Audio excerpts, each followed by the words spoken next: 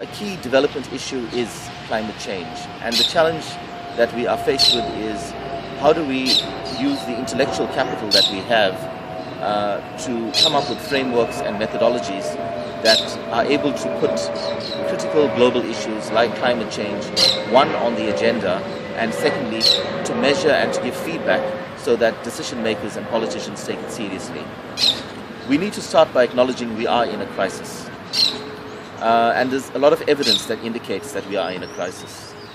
We also need to acknowledge that given the nature of the weather system of the world, what happens in one place invariably affects other places. And the third very critical point is that the actions of some nations in some parts of the world tend to have an adverse effect on other parts of the world. We see this in terms of pollutants, which come from one part and end up affecting the livelihoods of people in another part. We see it in terms of the sharp changes that one has in terms of weather patterns and the extent to which this has made the vulnerable more susceptible to crisis.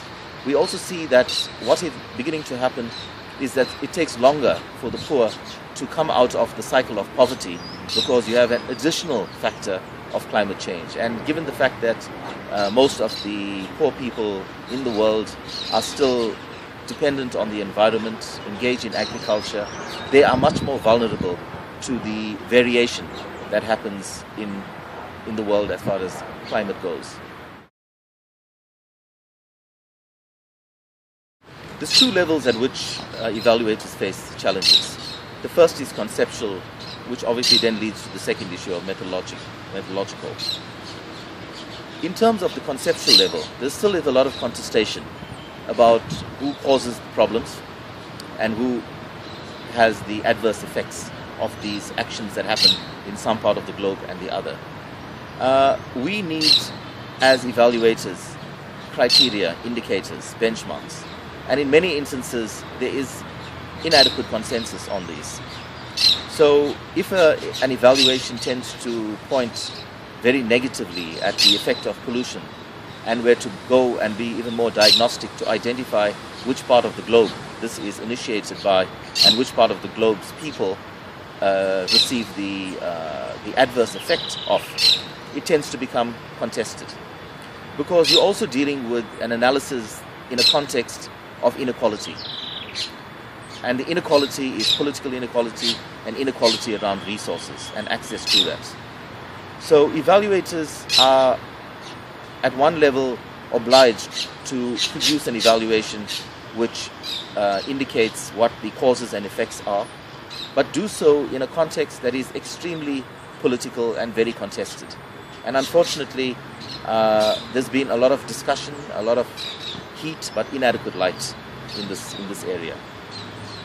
But the only way to do something, to get past this hurdle, is to do it, and to go and to deal with the problems as they emerge. And I'm happy to report that we have a memorandum of understanding between the Evaluation Office of the UNDP and the Global Environmental Facility, both which are independent offices that have the convening power to bring together the intellectual capital that is necessary to think through how does one evaluate elements of programs which then indicate effects at a broader global level.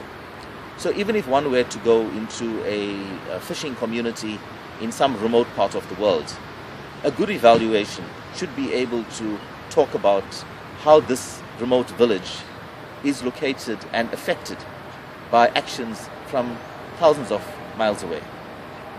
And that's what makes the whole area of evaluating climate change and environmental evaluation so conceptually exciting. But also it is very important that it moves beyond the level of the diagnosis into the level of the solutions. And we all know that is much more difficult. From the experience to the knowledge, from the knowledge to the action becomes the element. Because to get the agreements that are necessary to mitigate the adverse effects of climate change on the vulnerable majority and poor of the world is something that takes place in a context where there's an unequal balance of power. And these are the debates that need to come to the surface. But evaluation independent functions need to talk truth to power. They need to put these issues on, not just on the table for some intellectual discussion. It has to eventually, as difficult as it is, translate into policies, programs, interventions that reverse what we have, which is a very, very concerning pattern of environmental change that is adversely affecting all of the world's people. And we see it in terms of the periodicity of crisis. We see it just about daily.